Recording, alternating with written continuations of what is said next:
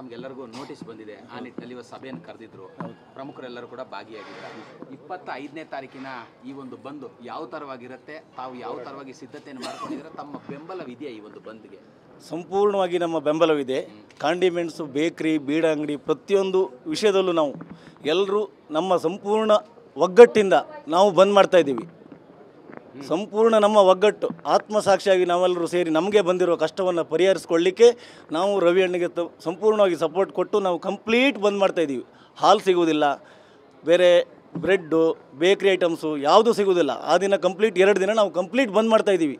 ಯಾವ ಕಾರಣಕ್ಕೂ ನಾವು ಹಿಂಜರಿಯುವ ಮಾತೇ ಇಲ್ಲ. ಬೆಂಗಳೂರಲ್ಲಿ ಎಷ್ಟು ಸಾವಿರ ಕಾಂಡಿಮೆಂಟ್ಸು ಬೇಕರಿಗಳಿದೆ ಸರ್? 60ರಿಂದ 65 ಸಾವಿರ ಕಾಂಡಿಮೆಂಟ್ಸು ಬೇಕರಿಗಳಿದೆ.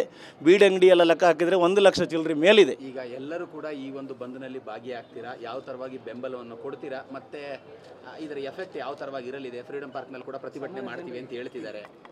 ಈಗ ನಾವು ಎಲ್ಲರೂ ಸೇರಿ ಸಂಸಾರ ಸಮೇತ ಹೋಗ್ತೀವಿ. ನಾವು ಗಂಡ ಹೆಂಡತಿ ಮಕ್ಕಳು ಎಲ್ಲರೂ ಸೇರಿ ನಮ್ಮ ಬೇಕರಿಯಲ್ಲಿ ಕೆಲಸ ಮಾಡೋ ಹುಡುಗರು ಸಹ ಸೇರಿ ಜೊತೆಯಲ್ಲಿ ನಾವು ಹೋಗಿ ಅದನ್ನ ಕಂಪ್ಲೀಟ್ ಬಂದ್ ಮಾಡ್ತೀವಿ. ನಾವು ಯಾವ ಕಾರಣಕ್ಕೂ ಬಂದ್ ಮಾಡದೇ ಇದ್ದರೆ ನಾವು ಅವರಿಗೆ ಮನವರಿಕೆ ಮಾಡಿ ಏನಂತ ಹೇಳಿ ವಿಷಯ ಹೇಳಿ ಅಟ್ಲೀಸ್ಟ್ ಇನ್ನೂ ನಮಗೆ ಟೈಮ್ ಇದೆ.